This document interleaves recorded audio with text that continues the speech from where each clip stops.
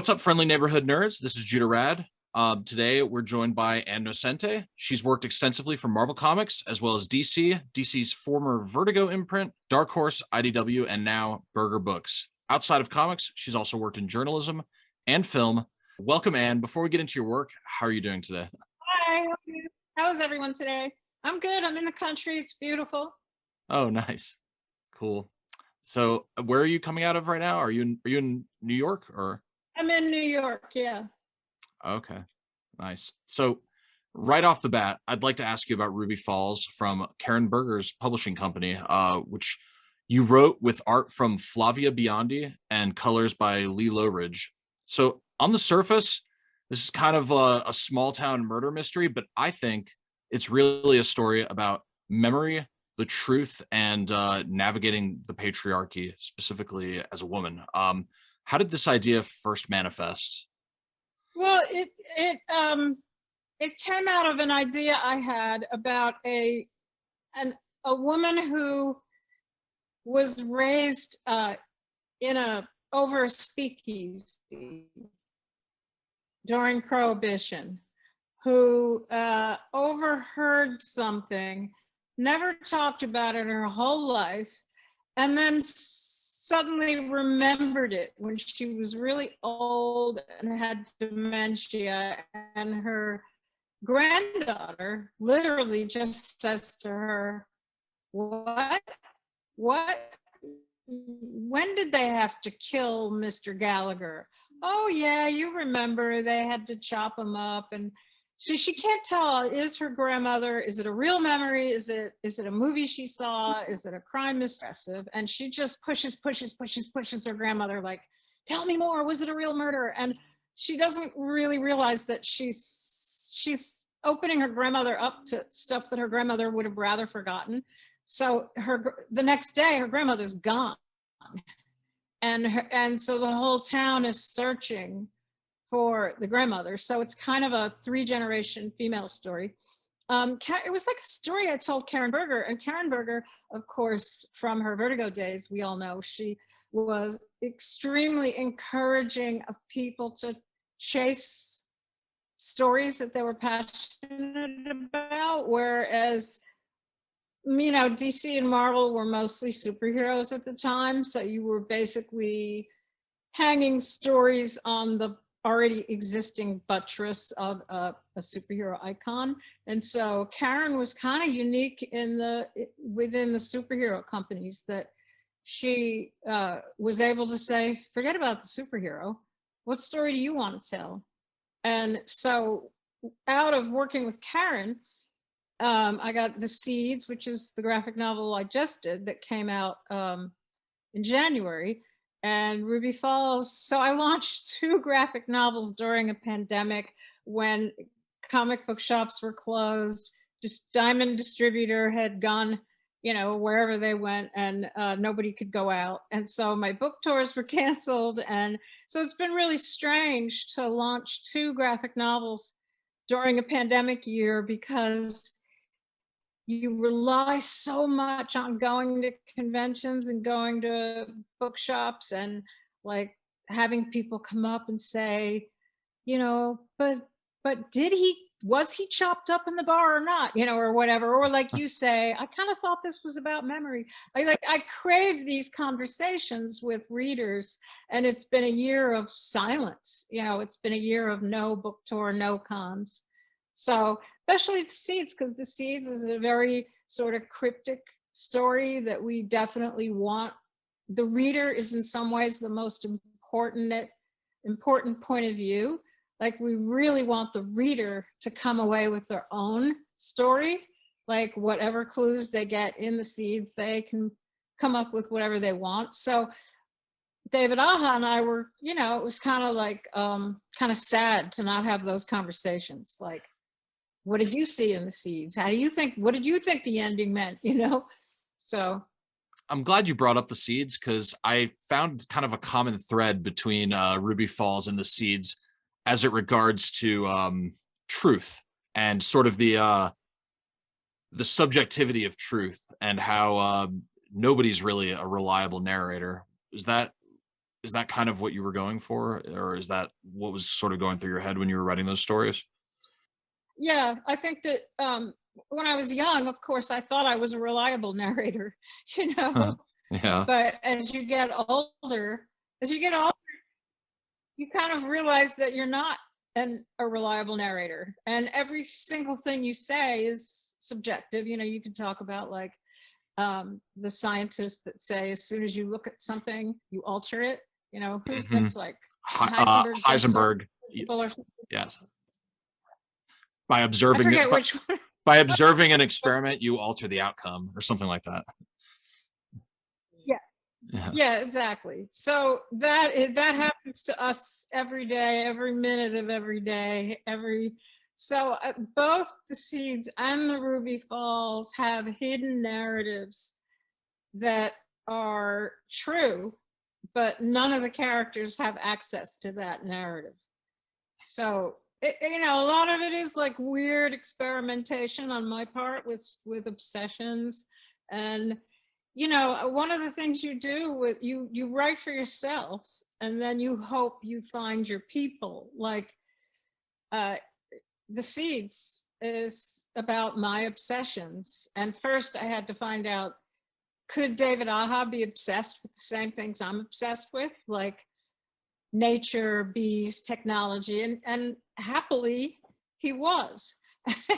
You know, and so then together we became storytellers. And the same with Flavia Biondi. She was really into the three female generations, and the small town, the idea that she lives in a small town in Italy, so the idea of a kind of a more Jane Jacobs sensibility, like everybody's eyes are on the street and everybody can see what everybody else is up to. So that was kind of important to both me and Flavia. And then me and David, the conversation was more like a little more existential, like, what is this thing called life? What do animals think of us? Should we be addicted to, you know, it was very like, you know, would you leave and go behind the wall into a zone with no surveillance if you could? You know, are you brave enough? So it became like a fun kind of bouncing back and forth of ideas. So I love both books. I missed my book tours. It, I miss talking to fans. You know, if we have any fans, we don't even know if we have any fans. But if well, we do have fans, then we want them to say, like, a few people have been writing me and seeing things in the Seeds, and very importantly saw something in Ruby Falls that no one else has caught yet, which was really fun for me. There's some secret narratives that only one person has seen in Ruby Falls, the I, secret in the I'm book. I'm gonna have to read it again, because I want to find the secret narrative. The oh, I don't want to say it in this podcast, but I can email you later and tell you if you got it right. awesome. So So there, I really go into the Seeds a little bit, go more into depth with the Seeds for a second. I learned a lot from reading that, because those are definitely things that I don't really know a whole lot about, and I thought it was super interesting, this anecdote about Mao Zedong, sort of trying to like ham-fistedly engineer Chinese agriculture by killing all the mm, birds and then the insects. And I thought that was super interesting. Two-part question: is that all true? And do you think that the story of humankind is really just kind of a story about us badly attempting to play God? well, it's funny because I had there was a story that I loved, and it's from an old documentary that you can. I'm not sure if you can find it anymore, but there was a part two that you can find. But the first one was called Cane Toads. And the Cane Toads is a mockumentary based in truth about a lady, a Hawaiian botanist that brought a giant toad to Australia to kill the sugarcane grubs. And it turned out that the their their sleep cycles were opposite. And so the cane toad that was imported to eat the sugar cane grubs was never awake when they were awake, and or something. I forget exactly how it went, but ended up eating everything but the thing it was imported for. So I had known that story, and I knew I wanted to have one of these like ridiculous human intervention stories, and that's how I found the mouse story about how, he had all the birds killed. It's like, I want all the birds dead, and then oops, the birds were there for a reason, so Right. um so yeah, it's funny. I mean, it's a lot of well-meaning I mean, Mao Zedong, that wasn't very well-meaning, but the Hawaiian botanist was a very well-meaning person who thought, like, I have an answer to this problem that's decimating Australia's sugarcane crop, and it just backfired in a funny way. So the each anecdote in the seeds is something that kind of is little buttresses to build the idea of what are we doing to the planet, and how does nature view what we're doing to the planet. So there's a lot of shots in there of like the pig looking at the farmer as the farmer is thinking about whether or not to kill and eat it, the point of view of the ants and the mushrooms and the insects and the bees. So the whole thing is kind of a commentary on how nature looks at us. Did did uh did the so between 2016 and to the present, we're kind of living in, like, I think very few people would argue that we're living in a time of heightened lying just in general, and misrepresent, just for the obvious reasons, a lot of deception. Did that influence the seeds at all? And was that Well, was the seed? there's afterwards. David and I each wrote afterwards at the end of the graphic novel, because we came up with this story, which the essence of it was this newsroom called Scoop, that is literally based on a play I wrote once called Scoop, that was performed in New York, and it was about a guy who ran an almost tabloid newsroom, and it was always sending people out to go get me pictures of Bigfoot. I don't care if you have to dress up throw a shag rug over your buddy's head, go get me Bigfoot, and it was based on that kind of a thing. And uh, David had done this. David Aha, the artist, had done this amazing mock-up of what the comic would look like. It would look like black and white and red old tabloid newspaper fake news happened, and the rise of Trump, because this was all we were working on this idea during Obama. And there was a while when I was like, no, we can still do it, and then David and I sent each other some emails, and we were like, this is about a fake newspaper, a newspaper that chases fake stories. We can't do it, Yeah. so I got really depressed, and then because we had worked really hard on this, and then I said, you know what? There's an alien and a human love story in it. I still like that, and I still like. There was a couple little threads in it that I still liked, so we repackaged it to downplay the fake news angle and sent it to Karen Berger right at the exact moment Karen was starting Berger Books. So it worked out perfect. So Cool. Yeah. but Yeah. again, without the Karen Bergers of the world, we would be in trouble, because Karen is actively looking for stories that are personal and different and odd, and she always talks about how she never knows when the story's going to click as a story she likes, but then when she hears one, she knows it, and then she becomes this unbelievably encouraging force. So, which is really important when you're not doing superheroes, because you can be like, Karen, am I crazy? Is this story insane? Am I like going to follow my fate? And she'll like encourage you to keep going, even though it doesn't have some kind of high concept idea. That's the whole thing with superheroes, is that they always have to have these exciting, explosive, high concept things. And so you're always a lot more vulnerable when you're just telling a personal story, of which both of these books are. And I was lucky to get two amazing artists. I love what she's doing. And, after I read your stories, I kind of started down a Burger rabbit hole looking at the other titles. Mhm. And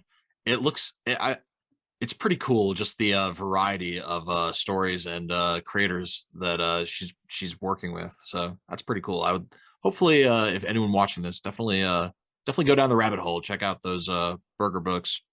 Yeah, Um, she does it under Dark Horse, so you can go to the Dark Horse website and then go to Berger Books. But one of the important things is that they're not mass market comics. Like, a lot of people might read Ruby Falls and say, "Oh, a bunch of girls, I'm not interested," And somebody might read The Seeds and go, "Oh, what is this, like, thinking, weird thinking comic?" And so they're not meant for everyone. But the way her press works is that they're each meant for someone. So they find their audience, which is really important. And it's not an easy thing to do in the days of sell, sell, sell. Worth doing though, definitely worth Yeah. doing. Oh yeah. So I'm going to shift gears here, and I apologize, but I would be remiss if I did not mention Daredevil. Yeah. uh, with I know John it's Romita. hard because it's like I've been answering those questions for 30 years. So and weird that you brought up that you thought Ruby Falls was about memory, because at this point I've answered the Daredevil question so many times. I believe I am an unreliable narrator about my own stories, because I trot them out, I tell them again, and Well, then I'm like, does it have any truth anymore? well, how about this? How about I'll skip these. I have a Daredevil question. I have a long shot question, and I have No. a dazzler. But just to do something different. What's something that nobody asks you about those that maybe they should? Oh, well, I can't answer that either, actually. So go ahead and ask your questions. I mean, I guess they were made, I was made during a time when I was just getting into comics. And if you talk to anybody, be you a musician, a painter, a writer, whatever you are, your early work has something that is so raw. And then later you develop more and more skills, storytelling skills, and you get better at it and you get more refined at it. But there is something about those first stories that always has this kind of like um, kid energy.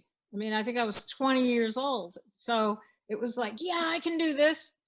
I always like to think of it as like a the punkier or a garage band. I was like, yeah, I can get up on stage and bang on a drum. Why not? Sure, I'll do it. And so it's I think those, especially Long Shot, because it's like me and Arthur were both kids and we're just like, are they going to let us put 50 monsters in here? Are they going to let us? Yeah, let's make the monster bigger and bigger. Let's, so yeah, let's go to a different dimension. Yeah. And then Arthur would send me these notes like, I really think that this comic should make a statement about racism. And I'm like, okay, I'll figure that out. And, so they were a lot of fun, those stories. Do you feel like you've kind of outgrown the superhero genre or lost interest in it to some extent? No, no. I mean, in a weird way, it is still this perfect comic and the perfect superhero story are things that you keep trying to do over and over and over. Like every time you do, somebody says, Annie, write a Poison Ivy story. I'm like, I'm going to write the best Poison Ivy story ever. And then no matter what you do, you kind of like look at it later and go, I should have done that. So it's weird. It's like you're approaching you're approaching the grail over and over and over. this time it's going to be perfect. And then sometimes things happen that are out of your control. Like I think when I was at DC doing Catwoman, suddenly you get a directive. Okay, all the books are going to have an event, and it comes out of the Justice League doing this, and so your story is completely derailed, and you Mm. have to do something else, or one time I did a 3-part thing for the Flash, and at the last minute they said, "You can't have the Flash." And I was like, it was a Catwoman story, and I was like, well, okay, but this is written for the Flash. And they were like, well, they gave me someone I had never even heard of. I think it was Mirror. It was like they gave me 2 other like low level characters to put in. And I was like, I had to rewrite the whole thing at the last minute and take the Flash out. So, there are things that happen in the superhero game because it's a monthly and it's on deadline, and if sales fall, the company gets, all in a tizzy. And so there are certain things that just derail you over and over again. So every time you're like, this time, so no, I am not at all past this superhero thing. I would love to, rise to the challenge again and I hope it works. You know? Did- so when I was kind of researching for this interview, I noticed that for a year you were the editor of High Times. That interesting. Did you get a lot of free weed when you had that job, Yeah, or? long free week. But so I was a journalist for a long time, and I started with covert action. Covert action and Lies of Our Times were one tracked the crimes of the CIA, and the other one tracked literally the lies in the New York Times. And then I was an editor on this magazine, Prison Life, which was telling the stories of prisoners, because the wall is very effective. No one knows what's going on in prisons. They're cut off. So this was the voice of the convict, and convicts wrote stories, they made art. We had a incel cooking column. And the guy who had started Prison Life magazine had originally in the 70s started High Times. So his name was Richard Stratton. And when they asked Richard to come back and take over High Times, he brought me from Prison Life over to High Times for just a year. And, his directive to me was to make it more like the 70s High Times, which was a kind of a more literary magazine. When we took it over, it was more of a like pot porn, yet another glistening bud, yet another double page spread of a glistening bud. you know? Right. And but there was also a lot of good things about the magazine. It was fighting really hard for medical marijuana. So I was only there for a year. It wasn't really, I'm not a pothead, so it was sort of silly for me to keep telling, being the editor of a pot magazine when I'm not a pothead. So I moved on to this other magazine called Stop Smiling that was kind of a arts and culture magazine. So, but yeah, for 1 year, I was, if you interview someone, like, we went to interview Dave Chappelle and Dead Prez and all these different interviews, they expect you to lay out like some primo tie sticks and bud, and you do it. It's part of the job. That's a trip. Um, so are you? And I don't know. now Say it again. it's Sorry. funny because today well, no, it's just funny because it was so illicit back then, and now today New York just voted to legalize, right? Hmm. So like what I was doing in a sort of illicit way in the 90s is now going to be completely legal. And it's about time. It's about time. I mean, I'm not really a pot smoker either, but I think it's a crime that so many people can't vote because of felony possession of marijuana of all things. It's uh it's pretty crazy. Are you following the HR1 bill I think it passed the House. It's currently waiting for a vote in the Senate. But it's like will extend voting rights to felons and people in prison. Um, what do you think about? What are your thoughts on that? I mean, I work, having worked on Prison Life magazine and interviewing a lot of people behind bars. Um, they sort of have, they should have a big say in the voting process. There because I'm not somebody that can any longer quote statistics, but back then I could. But it's the rates of conviction. It's a racist and classist system. That's it. That's Hmm. it. It's like depending on how poor you are and what color you are, you have a completely different outcome in the court system. And so the incarceration rates have been long been race and class skewed. So, you know, it's one of the many things we need to reform.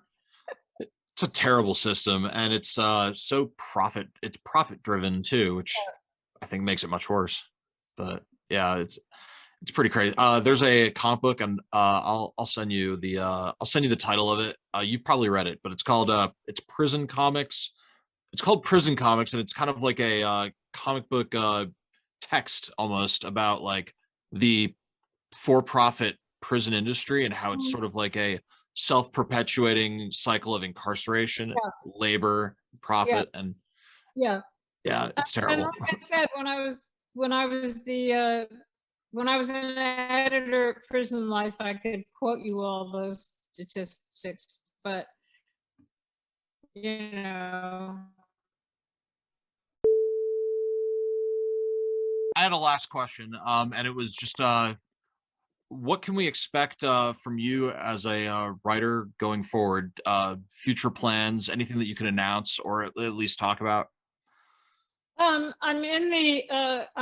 drawing a lot now because I try to find my next story through drawing. So it's been interesting for me to. I'm starting to try to draw comics, and I have no idea whether or not I'm going to succeed at that. But it's so much fun after decades of sending plots to artists, sending scripts to artists, and waiting for what comes back. And now I'm kind of trying to do it myself. So it's scary, and I don't know if you'll ever see anything because I could fail at it, but I'm trying. Well, we will keep an eye out. I just want to say, Ann Nocenti, thank you so much for joining us or for joining me on this show. And if anyone's interested in checking out some pretty awesome work, I would definitely go go to the Berger Books website, look at the Seeds and Ruby Falls, and a lot of the other stuff there. Just like Anne said, it's very personal storytelling, and definitely worth seeing if it's for you. Thank you so much. I hope you have a great weekend. Take care. Thank you too. Bye. Bye. If you want to hear interviews from industry pros, get first looks, and have access to endless comic content, wake up. Please wake up. You're in a coma. Your mother misses you.